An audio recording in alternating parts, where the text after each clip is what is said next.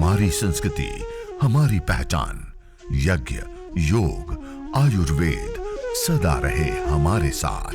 भारत के प्राचीन ग्रंथों एवं आधुनिक विज्ञान का दिव्य संगम, यज्ञ महिमा।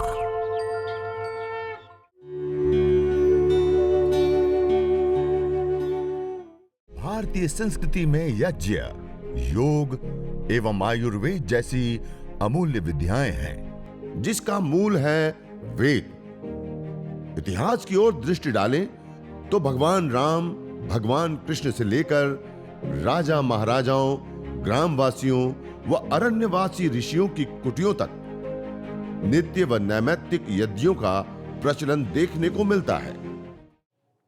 ये बात धन आवेशित ऋण आवेशित कण की मैं क्यों बता रहा हूं इस प्रसंग में। जिस स्थान पर, जिस जगह पर यह यज्ञ, हवन, अग्निहोत्र प्रतिदिन होता है, उस स्थान के वायुमंडल के अंदर 200 से 400 ऋण आवेशित कण प्रति सेंटीमीटर एयर के अंदर पाए जाते हैं। अमेरिकी साइंटिस्ट डॉक्टर अल्बर्ट कुर्जर ने कई रिसर्चों के द्वारा यह बताया, और इसका परिणाम यह है कि आज जिस प्रदूषित वायुमंडल में, जिस शहरों के अंदर हम रहते हैं, उस शहर में, उस प्रदूषित वायुमंडल के अंदर रहते हुए भी यदि हम अपने घर के अंदर प्रतिदिन इतना छोटा सा यज्ञ, हवन, अग्निहोत्र करते हैं, तो हम अपने घर के वायुमंडल को ऐसा बनाते हैं 200 से 400 ऋण आवेशित कण, अर्थात उतने कण जो घना जंगल होता है और वहां जैसा वायुमंडल होता है, वैसा वायुमंडल हम अपने हाथों से इतना छोटा सा यज्ञ कर अपने घर के अंदर निर्मित कर सकते हैं। तो यह जो पार्टिकल बनते हैं उसका पहला और महत्वपूर्ण लाभ बताया कि हम अपने घर के वायुमंडल को जंगल जैसा वायुमंडल बना सकते हैं। दूसरा, इससे निकलने वाले जो पार्टिकल होते हैं उसका दूसरा और महत्वपूर्ण लाभ यह होता है कि जो ऑर्गेनिक्स पार्टिकल्स होते हैं वो जब वायुमंडल के अंदर आते हैं, तो आज जो हमारी जीवन शैली है उसके अंदर आज हम बहुत सारे इलेक्ट्रॉनिक्स चीजों का प्रयोग करते हैं। एलईडी लाइट्स, हमारी दीवारों के अंदर बोर्ड्स है, केबल्स हैं, उसके साथ साथ मोबाइल से लेकर के, मोबाइल टावरों से लेकर के, फ्रिज, टीवी, लैपटॉप, कंप्यूटर से लेकर ना जाने कितनी सारी इलेक्ट्रॉनिक चीजों का हम प्रयोग करते हैं। और आज तो इलेक्ट्रॉनिक चीजों को तो छोड़िए, हम कार्बनिक पदार्थों का भी प्रयोग करने लग चुके हैं और ये सारी चीजें रेडिएशन छोड़ती है और हम एक रेडिएशन के जाल के बीच में जी रहे हैं। और इस रेडिएशन का हमारे मन, मस्तिष्क के ऊपर इतना दुष्प्रभाव होता है, हमारा पूरा नर्वस सिस्टम वीक हो जाता है, स्मृति शक्ति घट जाती है, उसके साथ साथ स्ट्रेस, तनाव, चिड़चिड़ापन बढ़ जाता है, हार्मोन्स के अंदर चेंज आ जाता है और भी बहुत सारे प्रकार। यदि अधिक रेडिएशन वाले वायुमंडल में रह जाएं तो कैंसर जैसे घातक रोग तक भी हो जाते हैं रेडिएशन के कारण।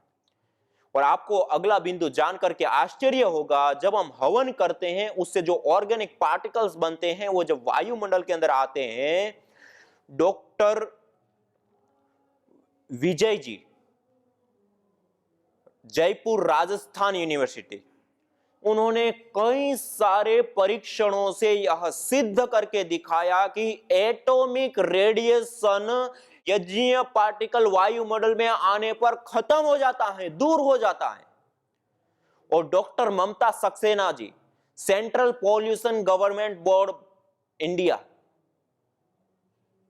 उन्होंने कई सारे परीक्षणों से इलेक्ट्रोमैग्नेटिक रेडिएशन यज्ञ के माध्यम से दूर होने पर रिसर्च पेपर इंटरनेशनल जर्नलों में पब्लिश किए। कहने का अभिप्राय है कि जिस यज्ञ को हम सीख रहे हैं, जिस यज्ञ को हम कर रहे हैं, जिस यज्ञ को हमारे पूर्वज ऋषि मुनियों ने हमें बताया, इस यज्ञ को करने पर जो हानिकारक रेडिएशन है, उस रेडिएशनों से भी हमारा बचाव हो जाता है। आज पूरी दुनिया के सामने रेडिएशन एक सबसे बड़ी समस्या बना हुआ है। मधुमक्खियों से लेकर के छोटी छोटी चिड़ियाओं से लेकर के ना जाने कितने प्रकार के मनुष्यों को भी रोग हो जाते हैं और इसके सामने कोई समाधान नहीं है। और ये दो बड़ी रिसर्चों के माध्यम से यह सामने आया कि यज्ञ करने पर जो ऑर्गेनिक पार्टिकल्स बनते हैं वो वायुमंडल में आने पर रेडिएशन को भी समाप्त कर देते हैं, दूर कर देते हैं, खत्म कर देते हैं। रेडिएशन से हमारा बचाव हो जाता है, ये सबसे बड़ी बात है। यह पार्टिकल का दूसरा और महत्वपूर्ण लाभ। अब तीसरा और सबसे, अभी तक जितने भी चीजें बताई उससे सबसे, जैसे हमने जो एयर निकलती है उसके 3 महत्वपूर्ण लाभ देखे, इसी प्रकार इसमें सबसे ज्यादा लाभकारी और विशेष कोई बात है तो वो तीसरा है कि यह पार्टिकल के माध्यम से होने वाला तीसरा और महत्वपूर्ण लाभ।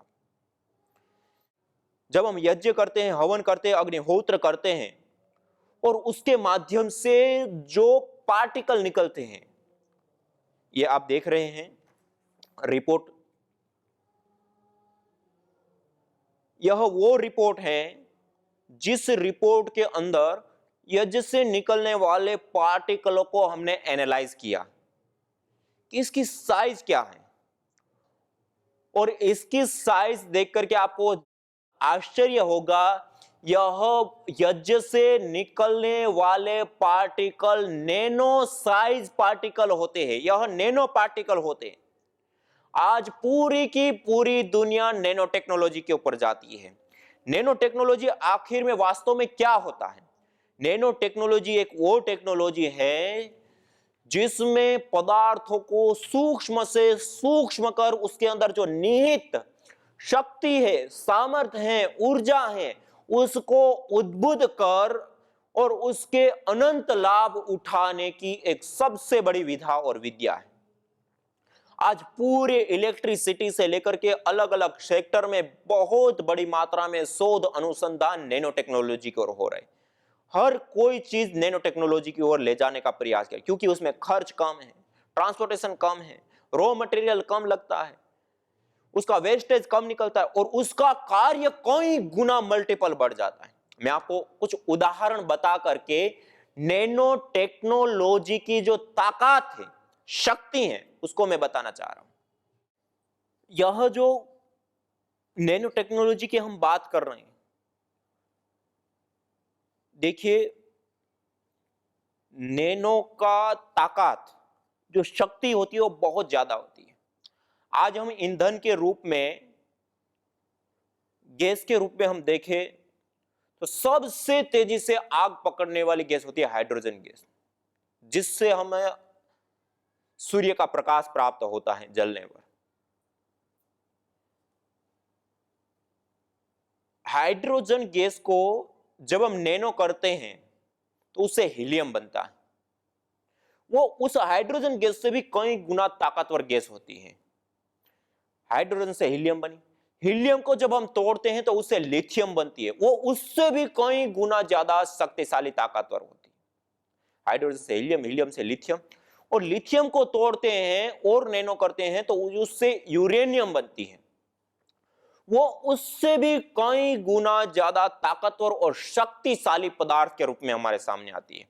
यदि उदाहरण के लिए मैं बताऊं कि आज हम जिन वाहनों के प्रयोग करते हैं, चाहे वो गाड़ी मोटर आदि का, यदि हम खरीदते समय कुछ चंद ग्राम यदि हम उसमें प्रयोग करें तो जब तक वो गाड़ी चले तब तक हमें उसके अंदर ईंधन ना डालना पड़े, उतना ज्यादा ताकतवर हो जाता है यूरेनियम। आज हम सैटेलाइट छोड़ते हैं या अन्य ग्रह के ऊपर जाते हैं, तब इस ईंधन का हम विशेष रूप से प्रयोग करते हैं कि वो थोड़ा होता है, हल्का होता है और बहुत ज्यादा ऊर्जा एनर्जी देने वाला होता है, जिसके कारण वो हमें पर ग्रह तक ले जाना और वापस वहां से ले आने का भी कार्य करता है, और उसके बाद भी बहुत बड़ी मात्रा में बच जाता है ईंधन। क्यों? नैनो। इसी प्रकार आयुर्वेद की औषधियां को देखें तो उसमें भस्म, रस रसायन विद्या जिसको हम कहते हैं, सामान्य औषधियां लेने पर जब व्यक्ति का रोग काबू में नहीं आता है, सामान्य औषधियां लेने पर जब रोग ठीक नहीं होता है या अवस्था बहुत बिगड़ चुकी, तब आयुर्वेद का वैद्य क्या देता है? रस रसायन विद्या, भस्म। उसमें जिन तत्वों की हमारे शरीर के अंदर आवश्यकता होती है उसको पहले जला करके सूक्ष्म कर दिया जाता है, राख बना दिया जाता है, भस्म बना दिया, हम फूंक मारे तब भी वो उड़ जाए ऐसा। उसके बाद उसको और खरल किया जाता है, बार बार कई कई बार कूट दी जाती है और उसको उतना तोड़ा जाता है, उतना तोड़ते हैं, इतना सूक्ष्म से सूक्ष्मतर करते जाते हैं और उतना सूक्ष्म हो गया कि नैनो पार्टिकल के रूप में आ जाता है। उसके बाद हमें कितना देता है? मिलीग्राम के अंदर हमें देते हैं और उसकी भी कई पुड़िया बना करके महीने भर लेने के लिए कहते हैं। और थोड़ी सी दवाई लेने पर जब कोई दवाई काम नहीं करती है, जो रोग बिगड़ चुका है, वह भी चंद समय के अंदर मरणासन व्यक्ति को भी खड़ा करने का काम करती है। किस आधार पे? नैनो हुआ। नैनो हुआ तो उसके अंदर जो कारणभूत निहित शक्ति सामर्थ्य थी वो उद्भूत अवस्था में आ गई। ऐसे ही यह यज्ञ, हवन, अग्निहोत्र, देखिए धरती पर जितने भी पदार्थ पाए जाते हैं उसमें सबसे सूक्ष्म से सूक्ष्मतर कोई पदार्थ होता है तो वह होती है अग्नि। और अग्नि का एक विशेष स्वभाव होता है अंगम नयति इति अग्नि। जो भी पदार्थ अग्नि के संपर्क में आता है उसको अपने जैसा बना लेती है।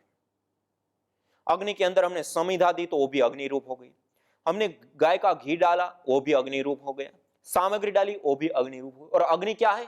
धरती पर का सबसे सूक्ष्मतर पदार्थ है, सबसे सूक्ष्म। किसी भी पदार्थ के अंदर प्रवेश पा जाता है, इतना सूक्ष्म, जिसके अंदर जगह नहीं है, जिसके अंदर कोई संभावना ही नहीं कि उसके अंदर पत्थर, चूना मिट्टी का पत्थर है, ठोस पत्थर, उसके अंदर पानी भी नहीं डाल सकते, उसके अंदर हवा भी नहीं डाल सकते, उसके अंदर ठोस पदार्थ भी कोई नहीं डाल सकते, लेकिन आप उसको अग्नि के ऊपर रख दो तो उसके अणु परमाणु के अंदर तक वह अग्नि प्रवेश पा जाती, इतनी सूक्ष्म होती है। और क्या कहा? अंगम नहीं थी अग्नि। इतनी सूक्ष्म जो अग्नि होती है उसके संपर्क में हमने जड़ी बूटी या गाय का घी और समिधाएं दी तो वो भी कैसी हो गई? सूक्ष्म से सूक्ष्मतर सूक्ष्मतम हो गई। पहले हम ये सामग्री देख पा रहे हैं, पहले हम ये घी देख पा रहे हैं, लेकिन हमने आहुति दे दी, उसके बाद वो इतना सूक्ष्म हो गया कि अब हम ना उसको छू सकते हैं ना हम उसे देख सकते। जो मैंने आपको यूरेनियम का उदाहरण दिया, हाइड्रोजन से लेकर के हीलियम, लिथियम और यूरेनियम का, ऐसे ही जो आयुर्वेद की भस्म का उदाहरण दिया, उसको नैनो करने के बाद भी आप उसको देख सकते हो, छू सकते हो, लेकिन यह इतना नैनो हो जाते हैं कि नैनो होने के बाद ना हम उसे देख सकते हैं ना हम उसे छू सकते, उतना नैनो हो जाता है। जब उतना नैनो हो जाता है तो उसके अंदर जो निहित शक्ति सामर्थ्य है वो उद्भूत अवस्था में आ जाती है, प्रकट अवस्था में आ जाती है, और वायुमंडल के अंदर वो नैनो पार्टिकल वायुमंडल के अंदर आ जाते हैं। जब हम श्वास प्रश्वास की क्रिया करते हैं तो श्वास के माध्यम से वो हमारे लंग्स तक, लंग्स के माध्यम से हमारे ब्लड में घुल करके हमारे पूरे शरीर में जाते हैं और हमारे पूरे शरीर में पहुंच करके हमें एक नव जीवन देने का कार्य करते हैं। और ये इतना सूक्ष्म होता है कि हमारे रोम रोम से हमारे पूरे अस्तित्व को पोषित करने का कार्य करते हैं। तो यह जो नैनो पार्टिकल होते हैं सबसे ज्यादा ताकतवर और शक्तिशाली पार्टिकल होते हैं। उस कारण से हमने देखा इस यज्ञ चिकित्सा को जिन्होंने अपनाया, जिसको दुसाध्य, असाध्य और कोई भी दवाई से जो रोग ठीक नहीं हो रहे थे वो भी इस यज्ञ चिकित्सा से ठीक होते हुए हमने देखे। तो यह जो पार्टिकल बनते हैं उस पार्टिकलों के 3 महत्वपूर्ण और विशेष लाभ हमने जाने। पहला पार्टिकल का महत्वपूर्ण और विशेष लाभ, जो मेडिसिनल पार्टिकल होते हैं उसके साथ साथ एक धन आवेशित और ऋण आवेशित पार्टिकल होते हैं। उसके कारण ब्लड सर्कुलेशन का बढ़ना या घटना और उसके कारण से आरोग्य की प्राप्ति या आरोग्य की हानि। दूसरा पार्टिकल का महत्वपूर्ण और विशेष लाभ रेडिएशन को दूर करना। और तीसरा और महत्वपूर्ण लाभ नैनो पार्टिकलों का निर्माण और उसके माध्यम से चिकित्सा होना। उसकी बायो एक्टिविटी को भी हमने देखा रिसर्च करके पतंजलि रिसर्च इंस्टीट्यूट में, उसमें भी विशेष करके ये सारी बातें पाई गई। देखिए यह हवन, अग्निहोत्र, यज्ञ को करने पर जो गैस बनती है, जो पार्टिकल बनते हैं, उनके कुछ लाभों को हमने महत्वपूर्ण देखा, लेकिन यह एक केवल वहां तक सीमित नहीं अपितु एक बहुत बड़ी विधा और विद्या है। आयुर्वेद के अंदर, नीति शास्त्रों के अंदर, स्मृति शास्त्रों के अंदर, वेदों के अंदर, जो भी हम अलग अलग जगह पे देखते हैं, सब जगह पे इस यज्ञ की, हवन की, अग्निहोत्र की बहुत बड़ी महिमा है। और कहा यथे क्षुधिता बाला मातरम परि उपासते एवं सर्वाणि भूतानि अग्निहोत्र उपास। जैसे भूख से पीड़ित बालक अपनी माता की उपासना करते हैं, अर्थात अपनी माता के पास जाते हैं और बुभुक्षा से निवृत्ति पाते हैं, एवं सर्वाणि भूतानि, ऐसे ही सारे मनुष्यगण अपने जीवन से दुखों का छुटकारा पाने के लिए यज्ञ का, हवन का, अग्निहोत्र का सहारा लेते हैं। इसलिए इस यज्ञ को, इस हवन को, अग्निहोत्र को हम अपने जीवन में धारण करते हैं। इसका मतलब है हम अपने जीवन में आने वाले जो अनेक प्रकार के दुख, कष्ट, बाधा, पीड़ाएं हैं, उनसे हम मुक्ति प्राप्त करते हैं। न जाने कितनों ने आहुतियां दी इन अमित्र रोगों के संतापों से, है वर्तमान भी आज दुखित, न पूछो भविष्य के प्रकोपों से। प्रत्युष पावनी होती जहां यज्ञानुष्ठान घर आंगन में, वहां मनुष्येतर सब झूमते शांति भरे सुख आनंद से।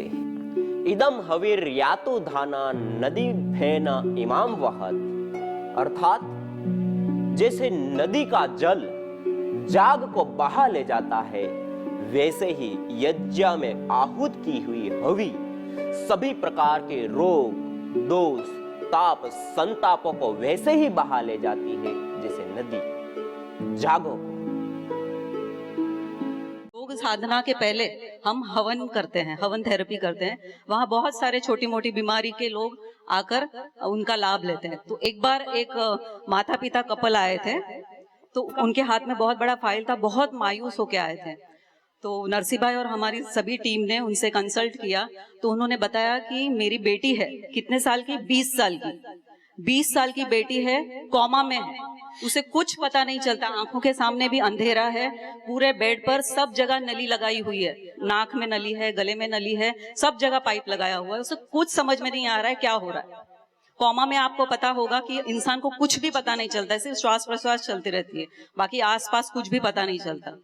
तो उन्होंने उनके बारे में कहा कि उसको बहुत सर दुखता था पहले, तो ऐसे फ्रीक्वेंटली उसको होने लगा था। तो एक बार इतना सर दुखने लगा कि उसका सर फटने लगा और आंखों के सामने अंधेरा छाने लगा। तो उन्होंने तुरंत डॉक्टर के पास लेके गए। डॉक्टर ने कहा कि तुरंत इनका MRI कराओ। तो MRI जब करवाया तो डॉक्टर को पता चला कि पिट्यूटरी ग्लैंड में गांठ है, ट्यूमर जैसे गांठ है।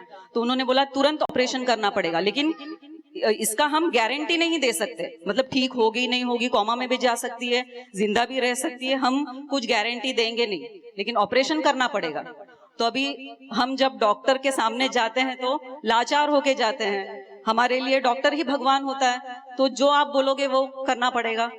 तो ऑपरेशन तो हो गया, लेकिन उनकी बेटी कोमा में चली गई। 20 साल की बेटी इंजीनियरिंग स्टूडेंट थी, 2nd ईयर स्टूडेंट है, तो वो पूरी बेड में आ गई। एक ऑपरेशन करने के बाद 1 महीना तक बेड में थी। डॉक्टर ने बोला अब इनको लेके जाओ, और कितने दिन रखोगे यहाँ।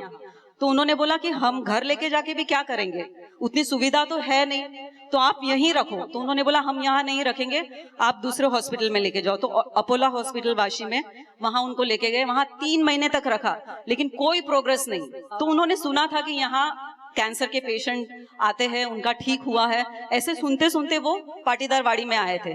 तो उन्होंने कहा कि हम आप पर पूर्ण विश्वास करते हैं, आप जो भी बोलो वो हम करेंगे, क्योंकि अब तो हमारे पास कोई चारा ही नहीं है। 30 लाख रुपीस खर्चा किया, कितना, 30 लाख रुपया खर्च किया, पूरे कंगाल हो गए। उसके बाद हमने कहा कि हम कोशिश कर सकते हैं, हम सिर्फ यज्ञ करेंगे, चलेगा क्या आपको, सुबह शाम आपके घर। तो बोलते कुछ भी करो आप, हम सिर्फ आपके सुपुर्द है, आप ही हमारे लिए भगवान है। अब तो हम जिस दिन उन्होंने उनकी बेटी को घर लाया, उसी दिन से, उसी समय से सुबह शाम दोनों वक्त उनके यहाँ हवन होने लगा, और आज 3 महीना कंप्लीट हो गया। धीरे धीरे जब उनको लाया गया व्हील चेयर में, तो उनके जो हाथ की पोजीशन थी वो ऐसी थी, ऐसी टेढ़ी, और ये जो पैर था वो भी ऐसा था व्हील चेयर में, और आंखें इतनी, जो अंदर का जो गोला है वो ऐसे बाहर प्रोजेक्शन हो रहा था। इतना मतलब उनको देख के मतलब किसी को भी मतलब रोना आ जाए, ऐसे उनकी हालत थी। जो उनका पहले का फोटो था 20 साल की लड़की, और अब देखेंगे तो जमीन आसमान का फर्क था। तो ऐसे व्यक्ति को दिन रात हवन, मतलब वो कुछ कर नहीं रही थी, सिर्फ बेड पर ही थी, और हम सुबह और शाम हवन करते थे। उस हवन के द्वारा सिर्फ 1 महीने के अंदर थोड़ा सा हलचल उनको शुरू हुआ, हाथ और पैर में हल्का हल्का हलचल शुरू हो गया। ऐसे करते करते 3 महीने के बाद जब उसको फिर से टेस्ट करवाया गया, तो डॉक्टर ने क्या कहा, मिरेकल है ये सब, मिरेकल दिव्या, उसका नाम दिव्या है। तो उन्होंने कहा कि ये तो मिरेकल है, और सभी डॉक्टर्स उसको मिलने के लिए आते थे, और वहां 3 दिन वो रही, और सभी लोग उसको मिलने आ रहे थे जैसे कोई बहुत बड़ा व्यक्ति आ गया हो और उससे मिल रहा हो, सेलिब्रेट कर रहा हो। तो धीरे धीरे ये यज्ञ से देखो, आप कुछ भी नहीं करेंगे, सिर्फ आपके घर यज्ञ चलता रहेगा, तो भी जाने अनजाने में आप वो श्वास प्रश्वास उस वातावरण में ले रहे हैं। सिर्फ उतना श्वास प्रश्वास लेने से भी उनको इतनी प्रोग्रेस हुआ कि आज वो उसका पूरा नली जो है, नाक में से जो नली था, यहाँ जो है एक मशीन लगाया हुआ था, वो भी पूरा निकाल दिया और अब उसको हाथ से उठा के वो खड़ी रह सकती है। और जो आंखों के सामने जो अंधेरा था वो भी उसको दिखने लगा। बहुत ही आश्चर्य, हम भी मतलब सोच नहीं पा रहे थे कि ये कैसे हो गया। तो हमारे लिए भी ये आश्चर्य की बात है। यज्ञ भारतीय संस्कृति की मुकुट मणि है, प्रतीक है, मूल है। मानव जीवन के हर पहलू के साथ यज्ञ जुड़ा हुआ है, चाहे वह संस्कार, चाहे पूजा पाठ या फिर पर्व से लेकर हर शुभ अशुभ अवसरों में भी यज्ञ करने की सार्वभौमिक, वैज्ञानिक एवं पंथ निरपेक्ष पावनी परंपरा रही है। आइए हम संकल्प लें, संसार के श्रेष्ठतम कर्म यज्ञ को अपनाएं। पिंड और ब्रह्मांड में संतुलन कायम करने वाले यज्ञ को अपने जीवन का अभिन्न अंग बनाएं एवं प्रकृति मां के प्रति अपने ऋणों को अदा करें। विश्व स्वास्थ्य का एक नारा, यज्ञ से होगा जग उजियारा।